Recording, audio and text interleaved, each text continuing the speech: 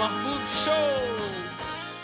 এখন আমাদের এমএলএম নিয়ে বেশ সমস্যা হচ্ছে, রাইট? এখানে কোনো ওকে ফাইন।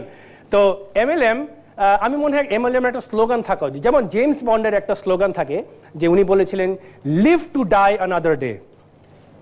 এবং আমার মনে হয় MLM build dreams to shatter another day.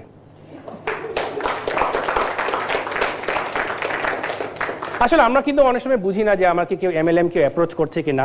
আমার মনে হয় এখানে একটা 5 দফা একটা আমরা নির্দেশক দেখতে পাই।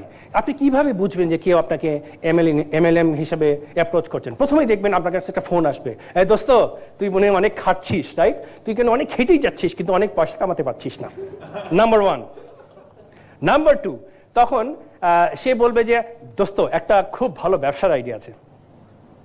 নাম্বার 3, আপনি যদি সঙ্গে সঙ্গেই জিজ্ঞেস করেন ব্যবসাটা কি, বলে না দোস্ত ফোনে বলা যাবে না, সামনাসামনি বলতে হবে।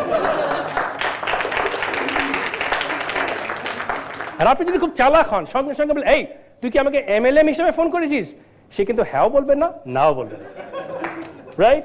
এবং নাম্বার 5, যে সে বলবে যে দোস্ত এই কথাটা সামনে আমি বুঝাতে পারব, মানে তোকে সামনেই বুঝাতে হবে, কোনো কারণে এটা ফোনে বোঝানো সম্ভব না। এবং ফাইনালি এই কথাটা বলবে যে দোস্ত তোর কাছ থেকে 30 মিনিটের বেশি আমার সময় লাগবে না, right? So this are the indicators.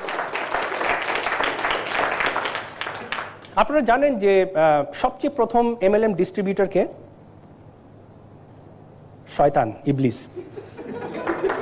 সত্যি, সে বলেছে you sell me your soul, then you get 5 people to sell them their souls,